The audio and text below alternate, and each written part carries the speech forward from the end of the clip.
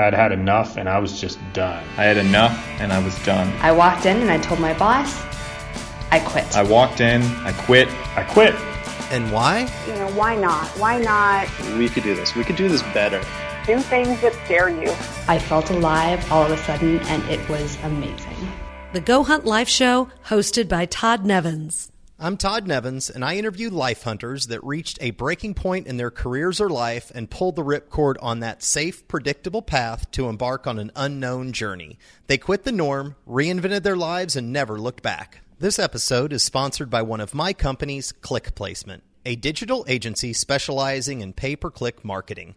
If you have an established company and need to fire up your search engine marketing game, Click Placement is on it.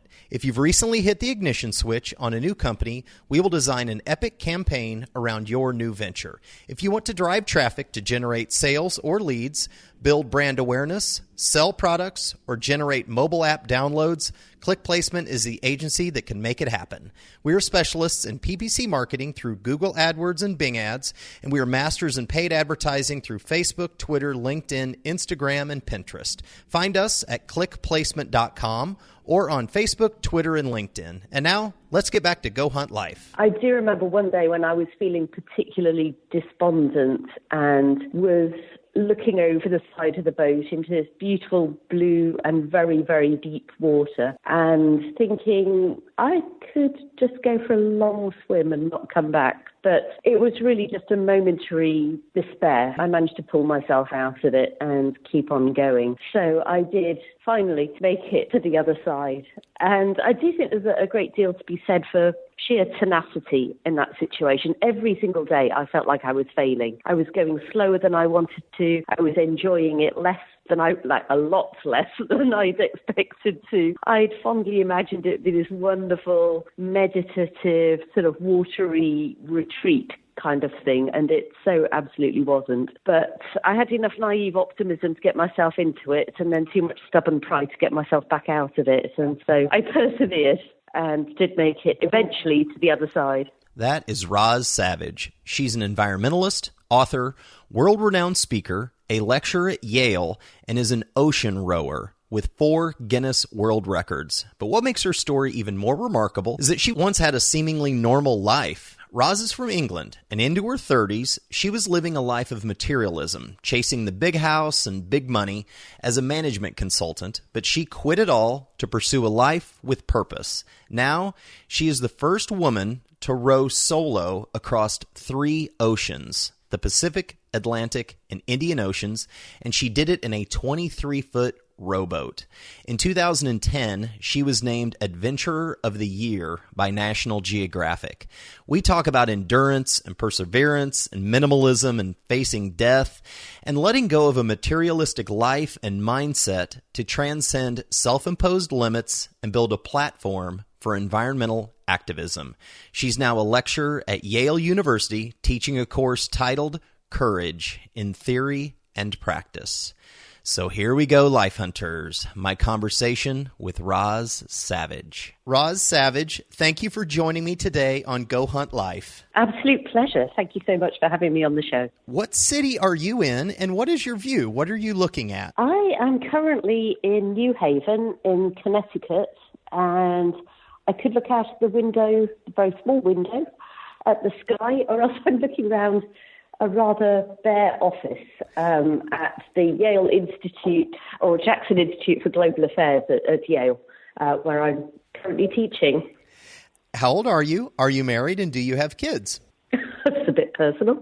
I'm 49. I'm not married. I have a long-term partner. And no, I don't have children. Okay, and you just alluded to this. So you have a couple of different professions. How would you define your profession? I am currently a lecturer at Yale, teaching a class on courage, but I am also a speaker. I do a lot of corporate speaking. I'm whizzing back to the UK tomorrow to do a gig there. I am an author. I've published a couple of books and working on a third. And one time, and possibly future time, ocean rower. Not just an ocean rower. How many world records do you hold as an ocean rower? Oh, just for 4. Just 4. Okay. We're going to jump into those 4. But previously, and what makes our conversation unique, and certainly in the theme of the Go Hunt Life show, is that into your 30s, you were normal. You had a normal job. You had a normal career and a normal life. What were you doing back then, and what did a typical week look like? I'm just wondering what the implication is about what I am now. Am I abnormal, subnormal, supernormal? Anyway, yes, it did all look much more normal in my old life. I had a law degree from Oxford, and like so many of my peers, I went into management consultancy in the City of London, and I did that for 11 years, working, well, it varied, sometimes in London, sometimes at client offices elsewhere, or occasionally overseas, for anything between 40 and 60 hours a week. What were you working towards or for? Like, did you enjoy it, or did you quit? So certainly something was either pulling you in a different direction, or you were pushing yourself in a different direction. But what was going on? Well, it does beg some questions when rowing alone across oceans looks like an attractive alternative to your career. Right. I was working on the technical side, sort of with the computer systems that deal with financial settlements for various financial institutions. So did I enjoy it? No, I think would be the short answer to that. There were upsides in it. I learned a lot about following a methodology. I'm an absolute whiz at Excel spreadsheets and PowerPoint presentations now. But overall, no, it was not really the right career for me. I think pretty much from day one, I felt like a square peg in a round hole, but still kept trying to batter that square peg into the hole, not very successfully.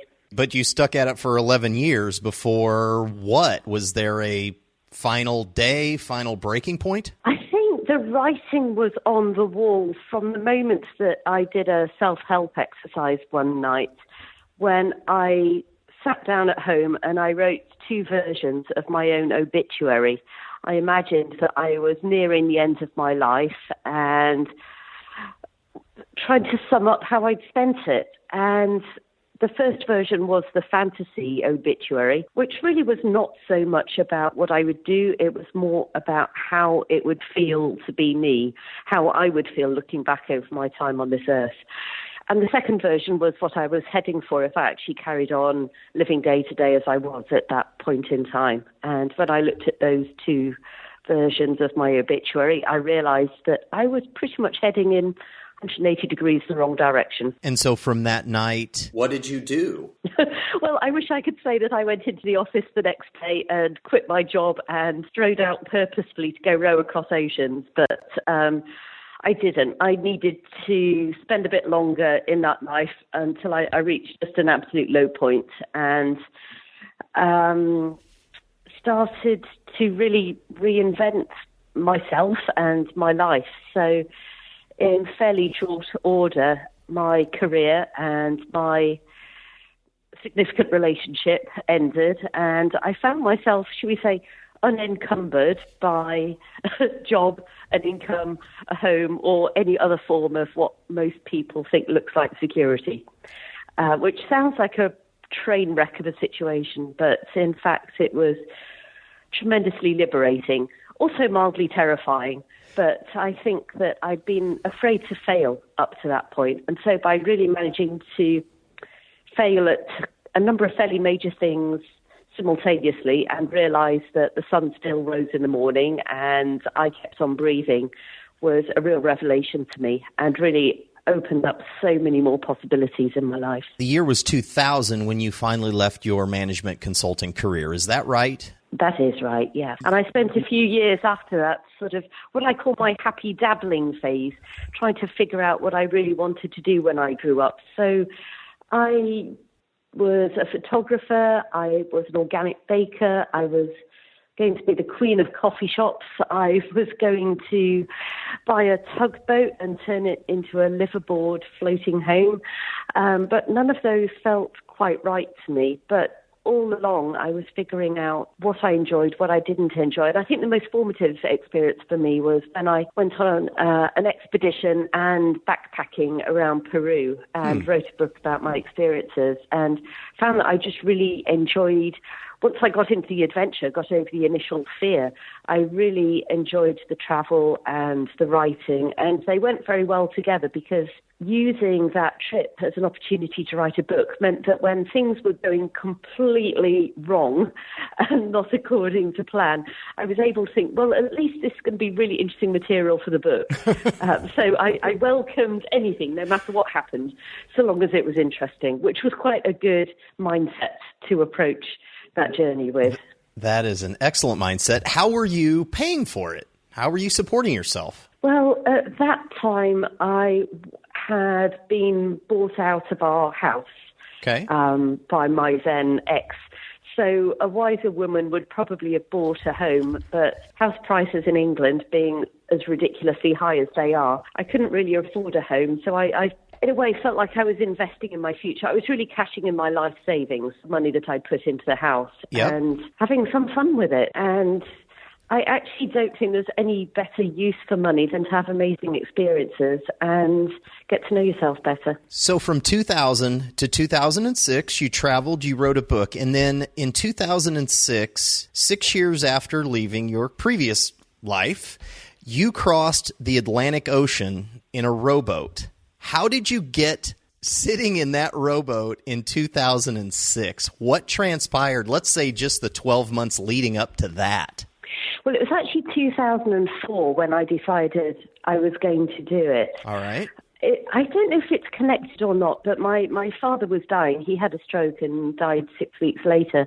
And during that time, I didn't feel it was related, but maybe subconsciously, was the time that I decided I was going to row across oceans, and I'll say more about that in a moment. Mm-hmm. It also happened that during that time, my sister decided that she was going to take a year off work and travel around the world. So I think for both of us, maybe there was this sense that life was passing, the future is unpredictable, and you've got to crack on and get out there while you can. So just to go back a bit to what was happening for me in 2004, I'd come back from Peru in 2003 with a great curiosity about what's going on in the world, and particularly how humans are looking after our planet. While I'd been there in the Cordillera Blanca in Peru, I'd seen the retreating glaciers there and had also met a lot of the indigenous people in Peru. And unlike people that I'd met before, they seem to have this really deep understanding that the fate of humans and fate of the earth are interconnected, that if we don't look after our physical planet home, then it's not going to go very well for the humans. And so when I got home, I started doing more research into this, and I was shocked and horrified, not only at what's going on, but also that I'd been so utterly ignorant of this for my whole life. So with all the zeal of the convert, I really wanted to find some way to get people's attention so that I could talk to them and get this message across that we all need to step up and take better care of the earth. So I was really asking this big question, what can I do to fulfill this mission? And I was just driving along in my car one day when this crazy idea popped into my head that the fact that I'd rowed at Oxford was enough to give me this delusion that rowing across oceans was something I was vaguely qualified to do. And my first response to the idea was, that's absolutely perfect. And then the second response was, that's absolutely insane. I've got no experience of being out on the ocean. So I tried to talk myself out of it. It was like this battle going on between my head and my heart. And I think my heart already knew that I was going to do this, like it or not. But the head was coming up with all the good reasons not to. And I suspect an awful lot of dreams founder and fail at that stage, that the head wins the battle and the heart sort of goes, oh, okay then, and just gives up. But I'm very glad to say that my heart won through, managed to convince my head that actually this was a really good idea. And so it was about September 2004 when I really committed to making this happen. And in fact, I started rowing the Atlantic in 2005. It was 2006 when I finished. I was out there from the end of November until mid-March. So how do you go about buying a boat to do this? Because your boat is no normal boat. It looks like a rocket ship. How do you go about researching and buying a boat like that and getting all of the logistics squared away and ready to go for you?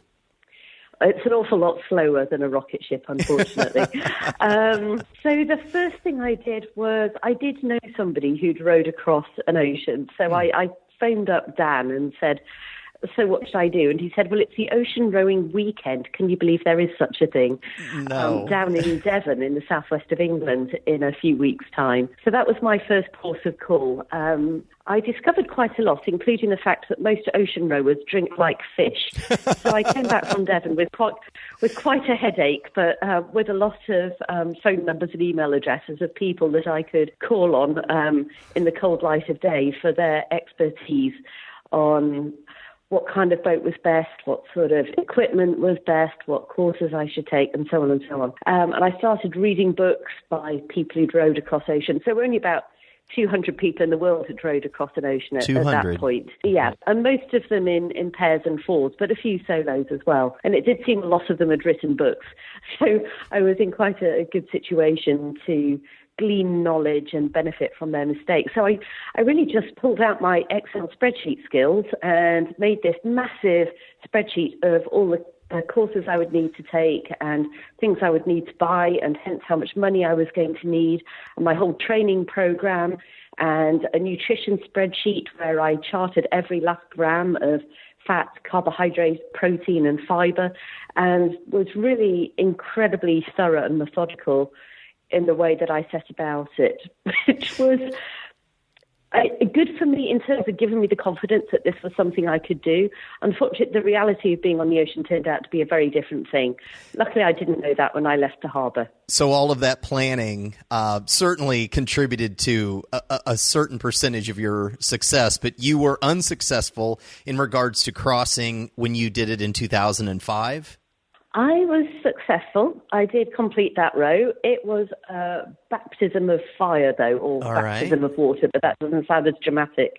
I realised I didn't quite pick up on your question about what the boats looked like, so maybe I should just say a bit more about that for our listeners. I'd love it. Yes, please. If they're picturing a typical Olympic rowing racing shell, that's not it. Banish that image immediately, because this boat was going to be out there in 20-foot waves. It also had to be able to carry enough food for up to 100 days. It would also have its own electrical system with solar panels to power the electronics like my desalinator and my GPS and my satellite phone.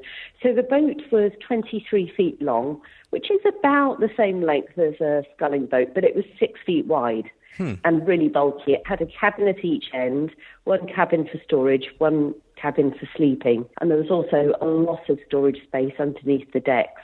So it was more like a small sailboat in shape, but without a sail or a mast.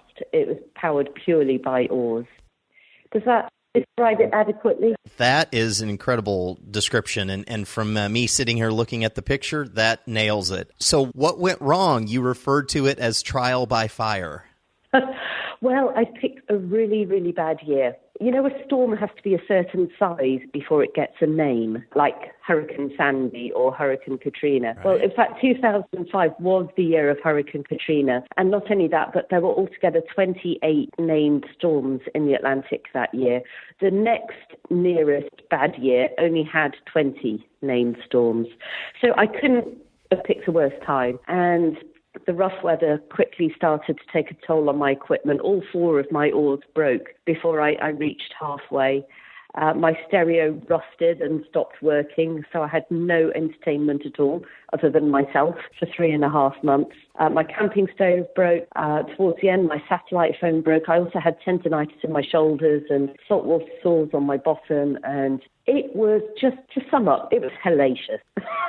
There wasn't a single day out there that I didn't wonder why this had ever seemed like a good idea. So was there ever a moment where you thought, when it's 20-foot waves and everything is going wrong, that you didn't think you were going to make it, live through it? I was always convinced that I could make it. I wasn't always convinced that I wanted to make it. I do remember one day when I was feeling particularly despondent and was looking over the side of the boat into this beautiful blue and very, very deep water and thinking I could just go for a long swim and not come back. But it was really just a momentary despair, and I managed to pull myself out of it and keep on going. Apart from anything else, I just couldn't have done that to my poor, long-suffering mother. So I did finally make it to the other side. And I do think there's a great deal to be said for sheer tenacity in that situation. Every single day I felt like I was failing. I was going slower than I wanted to. I was enjoying it a lot less than I'd expected to. I'd fondly imagined it be this wonderful, meditative, sort of watery retreat kind of thing, and it so absolutely wasn't. But I was just, I had enough naive optimism to get myself into it, and then too much stubborn pride to get myself back out of it. And so I persevered and did make it eventually to the other side. The things that you described are all not good to lose, but all four of your oars broken, that's how you propel yourself. How do you continue to row with broken oars? Well, you look around your boat, and I think the American phrase is you MacGyver it. Oh, man, I know exactly what you mean. So I got out the duct tape and found some splints and, stuck them back together again. They kept breaking, so I cannibalized one oar to fix up other oars, and they were pretty ugly and makeshift and unbalanced by the time that I'd finished with all my rather crude repairs, but they were at least usable.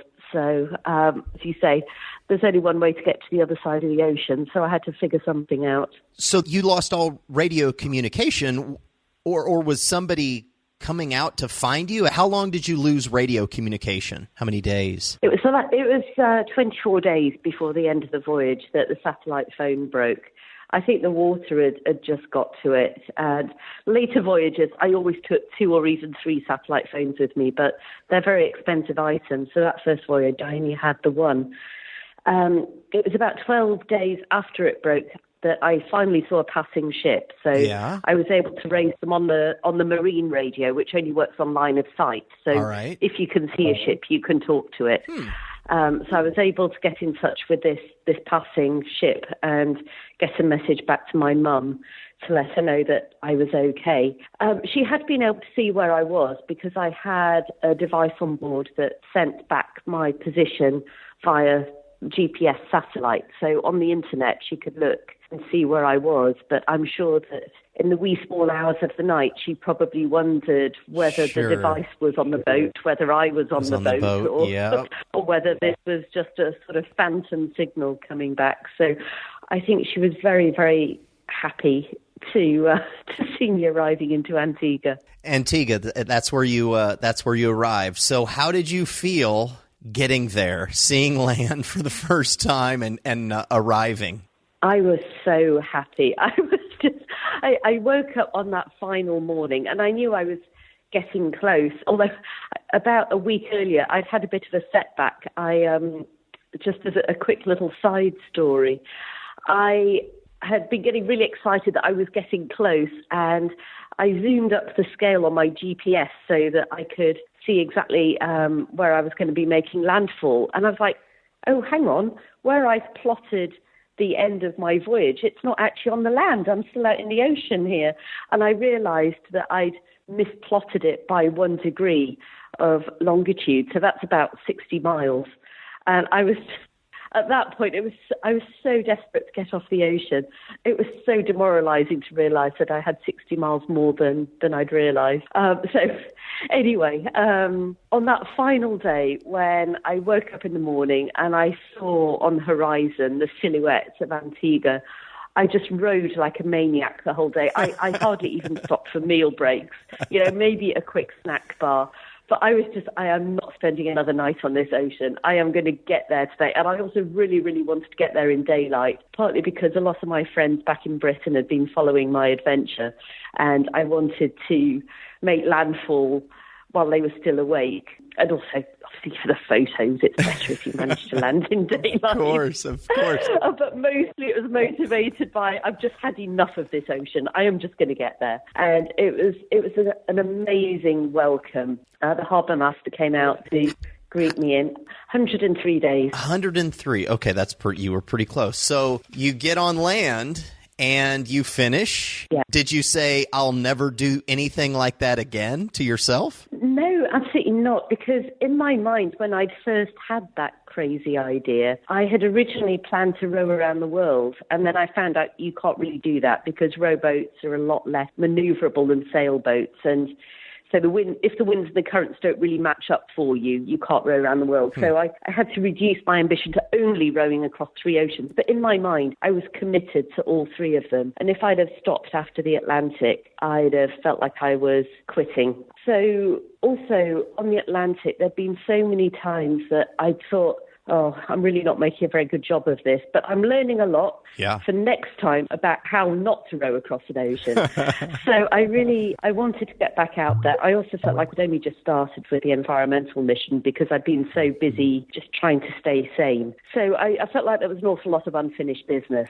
And even though I absolutely dreaded going back out on the ocean again because I just suffered so much on the Atlantic, I also felt like I'd learned so much on the Atlantic, mostly by doing it wrong at first. But I'd learned a lot about myself and about thought management and about the importance of discipline and about how to just get through it. And what I wanted to do was to take that ocean-going version of me that I'd actually developed quite a lot of respect for by the end. But I wanted to make sure I didn't leave her on the ocean. I wanted to bring back those lessons learned and really integrate them into the way that I show up in the world every day, and weave them into who I am. And so I really did the work when I got back to dry land of writing the book and giving the talks and just really thinking about how I could incorporate all of that.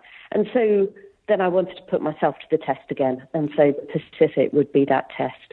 And how soon after did you start onto the Pacific? I had my first attempt on the Pacific in August 2007. So that was like 16 months after I finished the Atlantic. Unfortunately, that attempt didn't go very well. I got about 10 days out from the coast of California and ran into a big storm, and the boat was capsizing more than it should have been. So long story short, somebody decided that I needed rescuing and sent out the US Coast Guard to come and get me, to my immense displeasure. Not that I was ungrateful to the Coast Guard, but, I didn't want rescuing. It was all character building stuff. You think you could have still done it? We'll never know. We'll never know. I could say, sure, I could have done it, but the truth is, we'll never know. And the fact was that the boat was capsizing more than it should have been. And so it seemed more prudent to bring the boat back to dry land. Of course, when they airlift you, they don't airlift your boat. So I then had to launch a very expensive salvage mission to get back out there and bring the boat back in so that I can... the boat was really the only thing I owned in the world at that point. I wasn't going to leave it drifting around in the Pacific, contributing to the plastic pollution out there.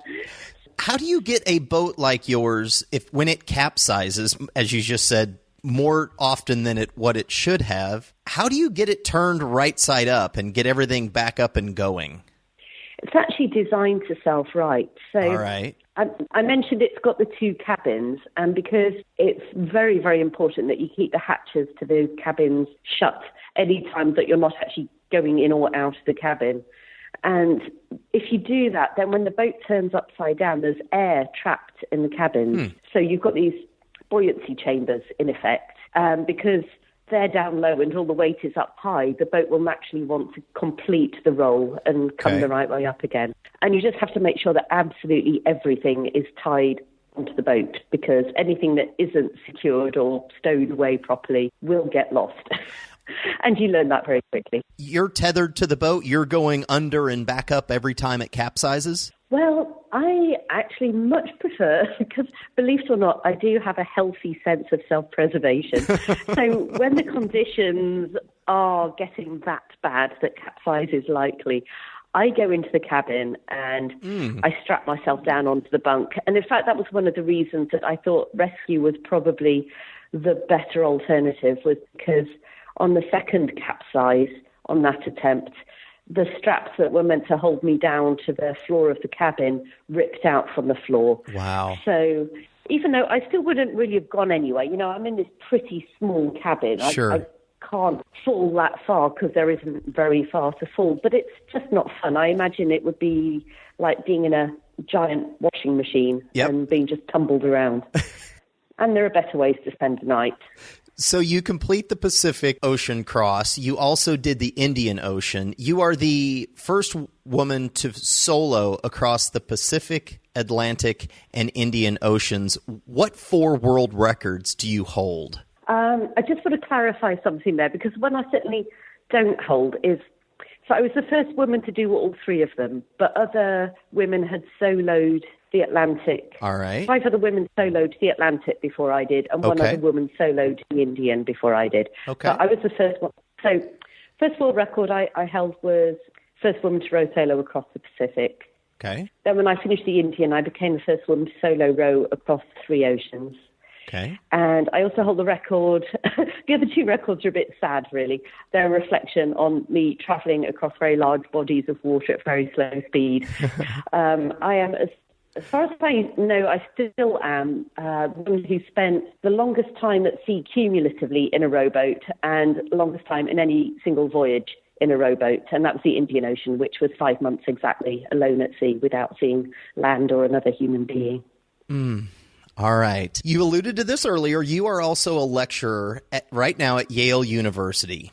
And you are teaching a course on courage. And in a recent blog post that you put up on one of your websites, rozsavagecoaching.com, the blog post is titled Art of Living Courageously, and you dive into courageous decision-making with a graph that has like proactive and reactive decisions. For the sake of audio, can you please describe this graph, the courage of decision-making? What I'm trying to convey with my charts, which I would say is more of a discussion document than definitive, is that so the course is really about how do you craft a courageous life. It's not really about the kind of courage of the person who runs into the burning building to rescue the child, or who reacts very stoically to their cancer diagnosis. It's more about bearing in mind that these are undergraduates who are going out into the world to hopefully do great things. What I'm hoping they will take away from the class is how to live a courageous life where day after day after day, as they show up in whatever they choose to do with their lives, they are taking the more courageous decision rather than the path of least resistance. Because my hypothesis is that over the course of a lifetime, when you set that more courageous course, you'll end up in a very different place, having achieved a lot more than you would have done if you just kind of went with what was easy. So in that chart, on the horizontal axis, I've got moral energy at one end and moral apathy at the other end. Then on the vertical axis, I've got proactive decisions at the top and reactive decisions at the bottom. So it's kind of like quadrants. And I've got a z-axis as well, but that's too complicated, so we'll forget about that one for now. Okay. You just have to have a look at my blog. So what I'm trying to say is that courage is really in that top right quadrant where you have moral energy and you're taking proactive decisions. That's where you're really going, what can I do to try and right the wrongs that I'm seeing in the world? How can I show up courageously every day and be a good and decent person? So that's really like the segment that we're concentrating on. But also I think the bottom right corner, which is where we have moral energy and reactive decisions, that's also very important. And I've called that quadrant integrity. So that's when we're faced with those those moral dilemmas, sometimes very complex ones, where we have to choose between two bad options or sort of choose between this value or that value. They could be very difficult decisions, and often there isn't really a right or a wrong answer. There's just a least bad answer.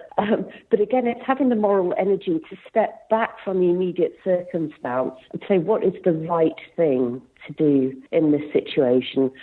Some people have a very strong moral code instilled in them by religion or whatever, but I think all of us want to live good and ethical lives. And what I'm trying to convey with the moral energy is that I think a lot of us get very distracted.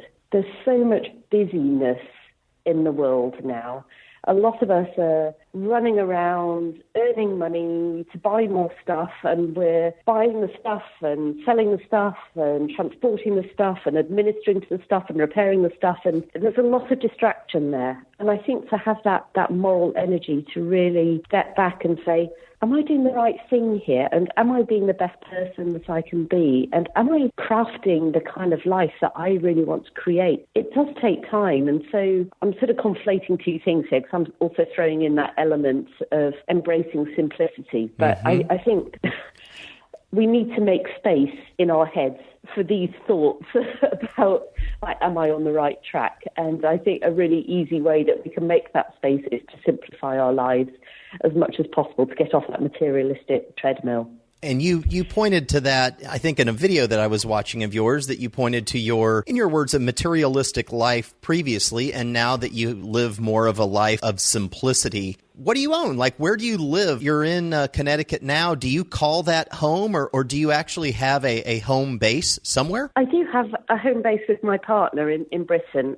We live in Windsor, just outside London. And all my personal stuff, I could probably still fit into the back of an SUV. That is great. If the need arose. But because we have a home where my partner's 3 teenage children come and spend quite a lot of time, of course, there is furniture. Beds are good things to have generally. So I'm certainly... We bought the house 2.5 years ago. We certainly have a lot more stuff than I had for the 12 years before that, when I was at no fixed abode. Right. And luckily, I have many wonderful friends around the world who allowed me to live in their guest rooms or whatever. But it really made me appreciate the simplicity of that, because another thing is there's no point in shopping when you don't have anywhere to put the stuff that you buy. So I find it extremely easy to walk past shops without even looking at them. It's just not my idea of a fun leisure activity to buy stuff. I don't know if I was like a Zen monk in a previous lifetime. It sounds like it. I really love simplicity. It sounds like it. So jumping back into the oceans, what are the differences that you've seen firsthand in regards to pollution? And you referenced the plastic in the Pacific Ocean. Are there any differences between the Atlantic and the Pacific and the Indian Oceans in regards to pollution? It's a really great question, and I think the research is still being done. The pollution was certainly much more on my mind when I crossed the Pacific, because I've been researching the North Pacific Garbage Patch, which is this large area where there's a greater concentration of plastic. Really, the plastic is everywhere. It's from what I've seen, I've never seen an island of trash, and I often get asked about that. And I think if there really were islands, I think we would have satellite photos of them. I think we'd have evidence. And in fact, that would sort of be a good thing if all our plastic rubbish conveniently coalesced in one place in a nice big lumpy island that we could throw a net over and bring it back and recycle it. But that's not how it works, because plastic, even though it doesn't biodegrade, it quite quickly photodegrades. 80% of the plastic in the oceans comes from land. So, you see the trash lying around in the street, and it flows into the storm drains, it goes into streams and rivers and ultimately into the ocean. And on its travels, it gets brittle through exposure to sunlight. And so it starts breaking up into smaller and smaller pieces. So you sort of have to know that they're there to look for them when you're out on the ocean. And it might sound like, well, if you can't really see it, then what's the problem? But in a way, it's worse because it means that these little pieces get into the food chain lower down because smaller fish eat them, and then bigger fish eat the smaller fish, and so on up the food chain until we get to the top of the food chain, which is normally a human being's dinner plate. Right. And there's a lot of yucky chemicals in these plastics that mess up our hormones and our metabolisms and have been linked to all kinds of evil. So that's not really the kind of thing that we want to be eating. And I know that there are some bold thinkers out there who are trying to come up with ways to clear the plastic out of the oceans, but really the first thing we need to do is to stop as much plastic getting in the first place. Mm-hmm. It's definitely a lot easier to turn off the faucet rather than desperately trying to bail out this extremely large bathtub of the ocean. Yeah. And of course, the trouble with pulling out little bits of plastic is that you're in danger of pulling out the fish and the plankton as well, taking out the good stuff as well as the bad stuff. So one of my real campaigns has been around the use of single-use plastics, because to me it seems completely crazy to make single-use items out of a relatively indestructible substance. So the plastic bags and the plastic drinks bottles and the lids off your coffee cups from Starbucks. These are things that we can avoid if we just...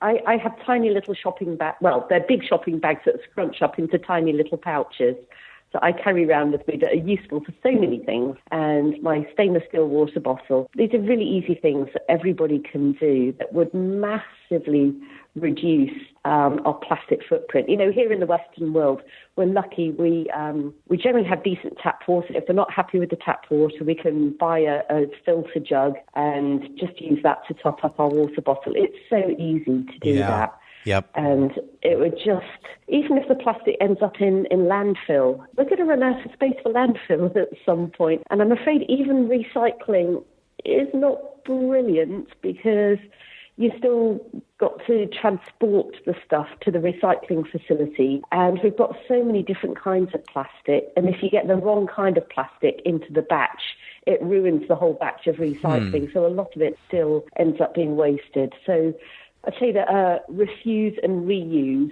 items are definitely preferable to recycling. Sorry, folks. I know that you think you're doing a good thing, and it's better than just chucking it away, but please try and refuse and reuse in preference to recycling, and I'd be really grateful. That makes sense. Okay, where are you going next? Do you have another world record in your sights? Well, it's funny. You know, it was never really about the world records. Right. They're useful when you're getting sponsors and getting people's attention.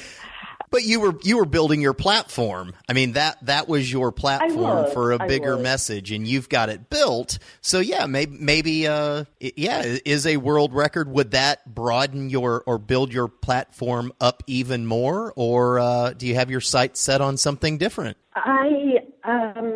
There are many ways to get a message out there, and it's. Oh, I'm just itching to tell you, but I better not because I've got a new idea, which it's dangerous when I say that kind of thing. But it's very early stages yet. All I want to say right now is that I'm looking at how I can combine adventure with a diplomatic effort or initiative in a relatively remote or little visited part of the world that's very, very important to our collective future. I've really got to be in my bonnet about this one. It's just a tad too early for me to go public about it, but please, folks, I'm super excited about this, and if it all works out, there should be some really stunning images coming back from this place. So I would really like to, it's not going to involve records, but it will involve very direct ocean advocacy. Okay. Really just trying to get our decision makers, the people who have the power to, I mean, we all have the power to make a difference, but some people just due to their job title or their position in politics have exponentially more power to really make a big difference at that sort of level. So that's where I want to target this next message. But that's not to let the rest of us off the hook. But yes, I'm still very much wanting to make a difference in the world, still feeling the need to live up to that fantasy obituary. I'm so much more on track for it now than I was when I wrote it.